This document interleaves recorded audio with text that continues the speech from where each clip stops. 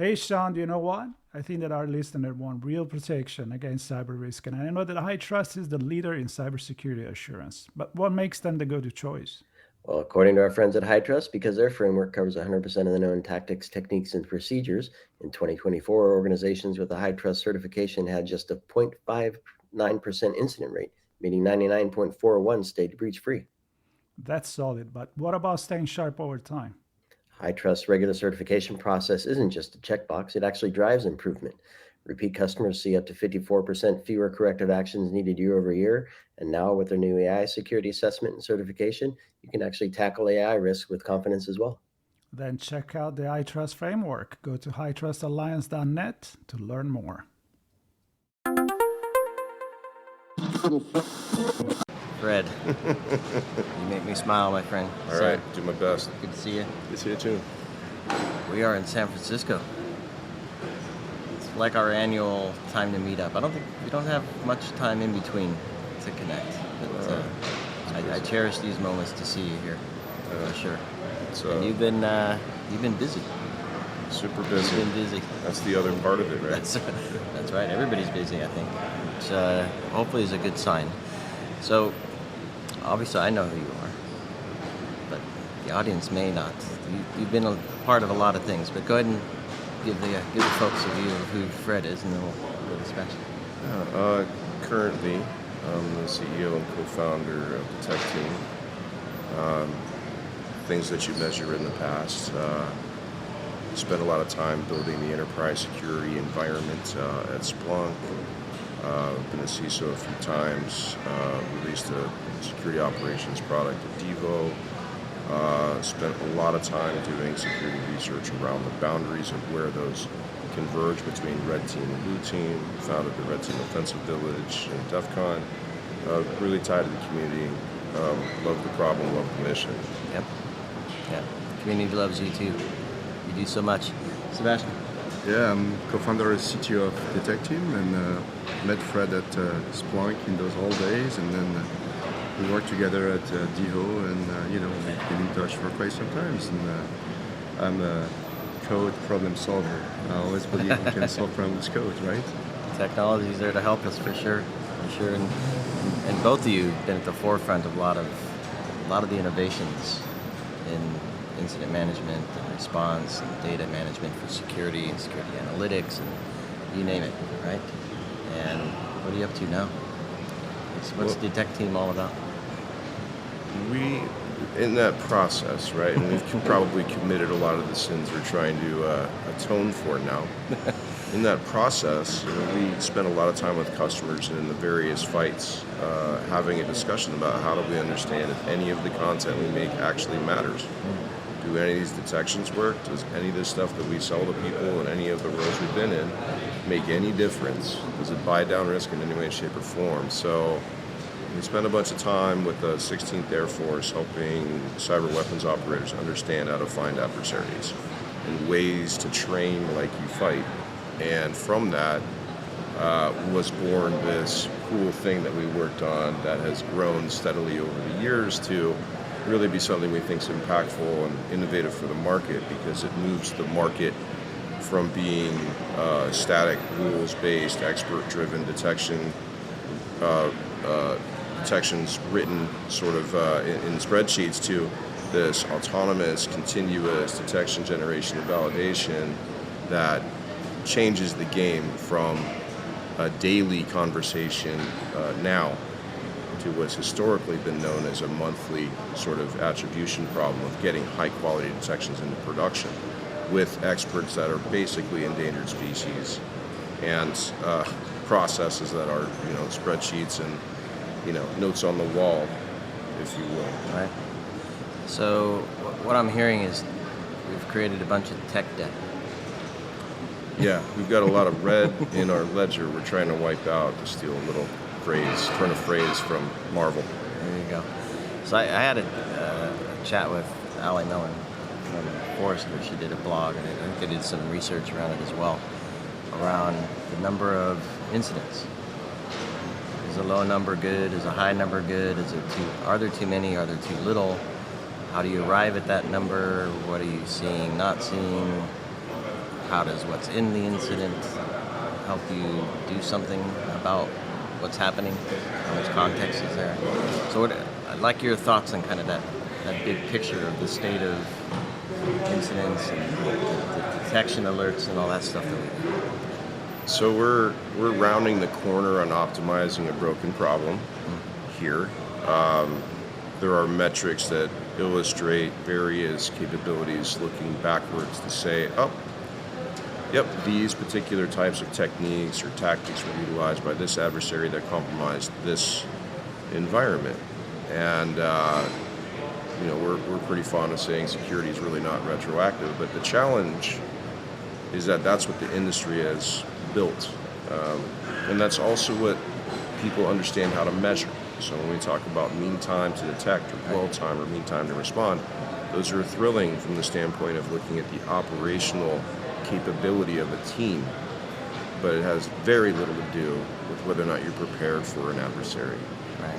So the other parts of that, right, even if you walk down the show floor, there's a lot of really great ways now to look at mitigating false positives. Awesome. Well, how do you make a better true positive? How do you get quality, accuracy, coverage of actual threat behavior into the conversation? That's where you come in. Absolutely. I mean, when you look at organizations today, they all have teams and security tools, and yet they are being breached by the latest things that happen. And the reason for that is most of the detections in place are about IOCs, a hash, a file name, and very little to do with behavior. And the traversal of the network and all that stuff. All of it. So you end up looking for a hash or a file name. I mean, all right, sure, I can rename PowerShell to whatever, and it would bypass most of the detections too. There's a real challenge, and also that there's a massive amount of detections in the universe today, and no one knows whether they're good or bad. So when you don't have a team of 20 lions, right, you go get a couple of folks that go get everything they can get their hands on, from open source to the vendor's detections, and you hit the I believe button and wait and see what happens, right? You've pinned your wrist to somebody that doesn't understand your environment, Right. hasn't been fighting adversaries for a long time, right, which is that expertise component, and really doesn't know how your network works or breathes. It's an organism like everything else and doesn't account for drift. So if vendors that write detections or service providers write detections and they write those once a year, what does an engineering team do? That's their trade craft. So, where we look at this and go, there's a more interesting story to tell about what matters the time. So imagine that instead of being concerned about sort of post-exploitation activity and my team's ability to respond, my tools, and the tool chain, I'm really primarily focused on how do I meet with symmetry the adversary's behavior on an ongoing basis? How do I account for the drift in my network? Well, we believe you do that by generating new detections based on all of the context of your environment as regularly as possible, based on all the emerging threats and the historical context you have. So don't fight the problem of figuring out how to minimize, your alert triage problem. Make better detections that generate better alerts and stand by the quality. So I hate to use this, but I'm hearing shift left on incident response. Yeah, sure. To where you don't wait for necessarily the full picture, and then try to figure out tracing back to the root and blocking it, and then recovering and getting everything back together. I'm hearing look for some indicators, whatever they are, and then shore up the rest of the detections. Yeah, so to eliminate or block lateral movement or other. That's it. Yes. So there's this notion of Instead of waiting for it to happen. Yeah. Exactly. And even if, right? So shift left even can happen after something's happened, right? So the breakout time, if you asked or read CrowdStrike threat report, would be 49 minutes, right? 5 years ago it was 9 hours, so it's nuts. But 49 minutes, and that's between a compromised environment, a host, right, and lateral movement and expansion there. So staging and all the other things that happen. Right. So imagine that you've got 49 minutes from the first thing that you see. Okay, so if we measure that in time, and we say, and this is even without the proactive shift left magics, right? We would say, cool, so if I understand the implication of that, I can build and test and validate and deploy detections that cover that environment in 15 minutes. I've beaten the breakout time. So when we talk about preventive controls, right, and that's awesome, but it's a combination. The future isn't like static preventive controls, static detection, static anything. It's autonomous behavior. And so in our case, let's move a little further left and say, you know, we don't need all the IOCs. That's okay. It's relative and it's valuable when they get there and they're accurate and you know they're pretty prone to false positives. It's how's the behavior work? It's the way that we build scenarios. Behavior of So, for example, users, machines, apps. all of the above, All the above. Okay. and the adversary. So, if you said, Right. you know, somebody is attacking a certain set of things, and okay, we've got some finished national intelligence. I know exactly what to do. That we'll quickly translate that in a scenario, generate a bunch of data, generate a bunch of texts. No problem. That's easy, right? 15 minutes done. If we look at things like there's emerging threats where there's not a lot of that information, but you know what? You have some ideas. This behavior, these tactics, you can cover all of those things proactively before you worry about whether or not this specific thing matters. And if you talk to folks that spend time in this fight, even the same adversary in 5 or 6 different campaigns uses different tactics. So You imagine have a to world. purpose build. Imagine a world where you can assemble all those blocks and say, we'll cover all those tactics for you. This is what this adversary might use, and you test for all the things. Yep. So instead of trying to get the one thing right, where you get a positive detection for this one thing when it possibly hits, let's go see what the entire ecosystem does when we give you all the things and refine, close the loop, test, validate, and implement. And again, this is like minutes, hours to weeks and months. Now, is this, I might get this wrong, but I'm going to go for it anyway. Like implementing a program on MITRE on steroids. So when we think about this, it's probably, you can think about this in a simple set of terms, right? Let me apply all the detection expertise to GitHub plus a content sharing construct like Spotify, right? So if we were making a mixtape, right, we would be on the mixtape, right, as this. Right. Community driven, Community driven, engineering driven, absolutely. research driven, all the above. Practitioners. What's that? This is our DNA right there. Yeah, exactly. So, so where are you with that? What have you built? What do you have in pilot? What do you have running? What are you seeing? So we have a fully fledged project with customers, and this exciting partnership we have with Devo has opened up the floodgates, which has been super exciting for us. And the parts that we're also excited about is seeing so many different types of detection problem spaces and environments. Just continues to build and add, an understanding of the benefit. And primarily what's been exciting is we haven't talked to anybody who's like, that's a bad idea. We don't need that. So if you looked at a target mass, we'd say, well, 100% on target, right? With the folks we've talked to, and RSA has been cool to validate that. Yeah. And also hear other things, the way that people are dealing with. I thought, you always think, and being a former CISO or whatever, you have your own way of doing stuff, but when you start hearing some of the other ways people talk about what they're doing, it's mystifying to me how those folks can basically stand up and talk about risk, and it's what they're forced to do. So we love the idea of just raising the bar here and making this much more approachable, not just for the let's call it the wealthy class of high talented, high caliber engineers. Those guys don't need a lot of help, Right. but everyone else does. So how and where does this fit in? So you have your detection, you have your threat hunters, you have your SOC, you have your SIM, you have your AppSec stuff. Right? Yeah. So where do you fit into this picture? Who's sitting in front of what? Who's validating what in the environment? So a lot of it is automatic with the platform, and this is why we break down detection as a process. Because when you look at how detection engineers would build their detection, they have data, they write their search, whatever the SIEM they're operating, XDR platform.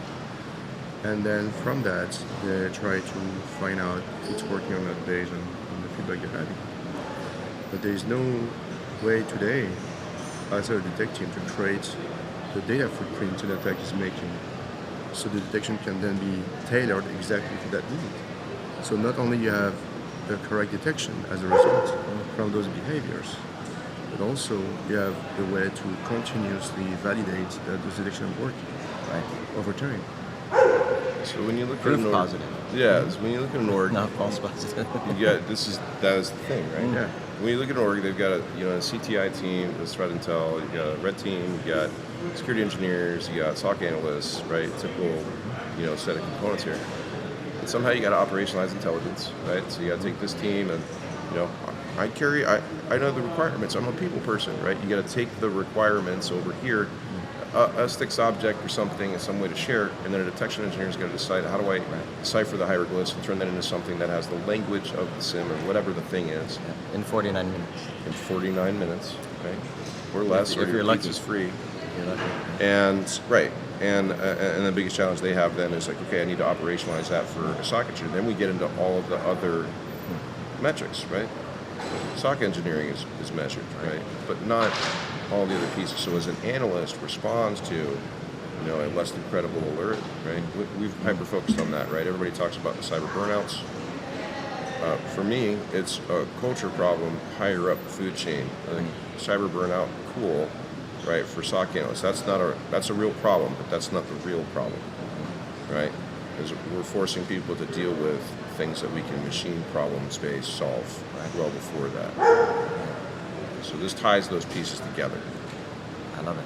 So I'm going to ask this question. I ask it often on my podcast of CISOs and security leaders, where I have a dream that security, people hear this all the time, I have a dream that security has so much information, perhaps now even more, presented in a different way with additional context. But I think we have the information to not just take an existing environment and be better at prevention, detection, and response, but also here's what the environment looks like, and here's where the exposure is. And to your point on burnout, if we can change these 1, 2, or 3 things, you're going to save your team's mind, right? Because you're not going to be fighting as many issues. And the example I give is probably a lame one, but if you don't use this tech, you're going to knock out 100 patches a month, right? And that team's not going to be worried about patches, and oh, by the way, they're not going to be worried about the false positives and the detections that come with all that too. Just because you fixed this one app or this one system or this one protocol or whatever it is. So your thoughts on that, and more pointedly to the information you're providing to give that extra boost to achieve that. So we think there's a really positive correlation from testing and validation to understanding what risk actually is, right? And historically, everybody's, 100,000 vulnerabilities. How many of those are going to kill you, right? How many of those do you not have preventive controls for? How many of those do you not have an understanding from a detection perspective as a detection mission?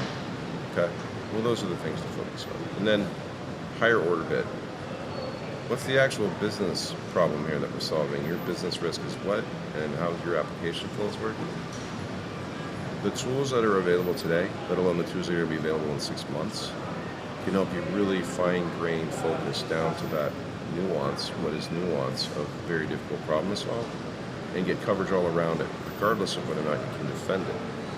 And I think that is a very new set of behavior and capabilities. We're using that today. be using an awful lot more of that as we continue to refine it. Yep. And what becomes powerful there is you don't have to go back to the source tree to remedy a vulnerability in that particular case. We solve this in a number of other ways that can make that preventive control active, faster. So there's a world very close to us that allows a fleet of folks to be able to make decisions, agents sitting next to analysts doing the work, that allows us to use a sort of a swarm approach to all of these problem spaces in a much faster time to mention. So that's Even proactive. You want to know ahead of time. Yeah. Yeah. I mean, Exactly. everybody dreams about that, but when you have the attack data as we have, we just be proactive and find out, all right, how much work do we need to do here? Or you wait until that thing hits you, but we know what that is. We know the belief in that. So. Well, I love this space. I spent many years in it myself. indeed you We did. did together. That's right, together. But yeah, I'm super excited for you and your customers as they take this on and get ahead of that curve and think differently about how we approach detection and response. I'm excited, and you know what else I'm excited for? The webinar we have lined up. That's right. We're going to get into some of the nitty gritty, and we're going to talk some more use cases, and we're going to have some Details, fun on not that. hyper- That's We're gonna right. have some Details, fun not on that. hyperbole. Yep. Yeah. So Yeah, excited. Yep. Always love it. All the way back to the days when, when we were doing this at a vendor in specific. the So big yellow one, yeah. that's right. That's right. Yeah, it's the good old days that have left us with a bunch of tech debt that it's time to get out from under. That's or right. above and be behind it. So I'm super happy for you guys, and thanks for taking the time to share with us here at RSAC Conference. And stay tuned for our webinar. Connect with Fred and Sebastien, Detecteam.com, I think it is. .com? Got it. All right, there we go. And itsbmagazine.com/directory/Detecteam. We'll find the webinar that we have scheduled. So please do register for that, and we'll sign up. So thanks, everybody. Thank you, guys. Thanks for having Thanks us. for having us. The dog agrees. Peace.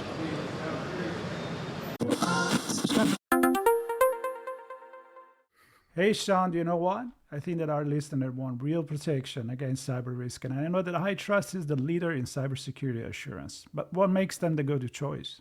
Well, according to our friends at HITRUST, because their framework covers 100% of the known tactics, techniques, and procedures, in 2024, organizations with a HITRUST certification had just a 0.59% incident rate, meaning 99.41 stayed breach-free. That's solid, but what about staying sharp over time? HITRUST regular certification process isn't just a checkbox, it actually drives improvement. Repeat customers see up to 54% fewer corrective actions needed year over year. And now with their new AI security assessment and certification, you can actually tackle AI risk with confidence as well. Then check out the HITRUST framework. Go to hitrustalliance.net to learn more.